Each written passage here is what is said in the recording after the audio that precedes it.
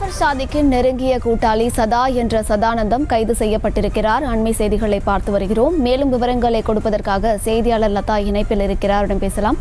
லதா, முழு விவரங்கள். வணக்கம்.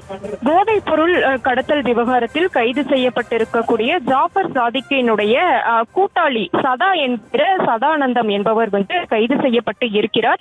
குறிப்பாக ஜாஃபர் சாதிக்கினுடைய சகோதரர்கள், அவர் தொடர்புடைய சகோதரர்கள், அதே போல கூட்டாளிகளை தேடக்கூடிய பணியில் அந்த தேசிய போதைப் பொருள் தடுப்பு பிரிவினர் தொடர்ந்து அந்த தேடுதல் வேட்டையில் ஈடுபட்டு வரக்கூடிய ஒரு நிலையில் சதா என்கிற சதாசிவம் சதானந்தம் என்பவர் நேற்றைய தினம் கைது செய்யப்பட்டு இருக்கிறார். குறிப்பாக ஜாஃபர் சாதிக்கு வலது கரமாக இவர் இருந்ததாகவும் சொல்லப்படக்கூடிய ஒரு நிலையில் நேற்று இரவு அவர் கைது செய்யப்பட்டு நீதிபதியிடம் ஆஜர்படுத்தப்பட்டு இருக்கிறார். தொடர்ந்து தற்பொழுது அவர் டெல்லி அழைத்து செல்லப்பட்டு இருக்கிறார்.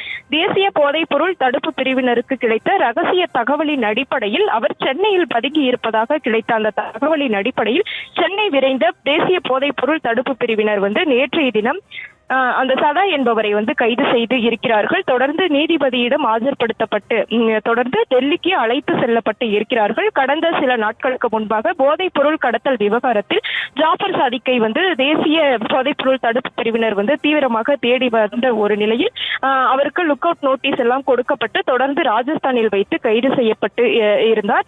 இதற்கிடையே ஜாஃபர் சாதிக்கு தொடர்புடையவர்கள், குறிப்பாக அவரினுடைய சகோதரர்கள், அதே போல கூட்டாளிகள், நெருங்கிய நண்பர்கள் என தொடர்ந்து அனைவரையும் தேடக்கூடிய அந்த பணியில் ஈடுபட்டு இருக்கிறார்கள். குறிப்பாக அவருடைய சகோதரருக்கு கூட கடந்த சில நாட்களுக்கு முன்பாக லுக் அவுட் நோட்டீஸ் ஆனது கொடுக்கப்பட்டு இருந்தது. இதற்கிடையே அவரினுடைய முக்கிய கூட்டாளியாக சொல்லப்படக்கூடிய முக்கிய கூட்டாளி என்று சொல்லப்படக்கூடிய சதா என்கிற சதானந்தம் என்பவர் நேற்றைய தினம் தேசிய போதைப் பொருள் தடுப்பு பிரிவினரால் சென்னையில் வைத்து கைது செய்யப்பட்டிருக்கிறார்.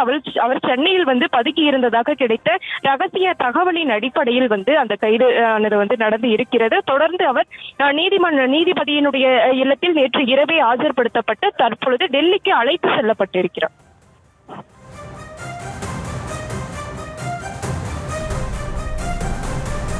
விவரங்களை வழங்கியமைக்கு நன்றி லதா. செய்திகளை உடனுக்குடனும் துல்லியமாகவும் தெரிந்து கொள்ள சப்ஸ்கிரைப் பண்ணுங்க.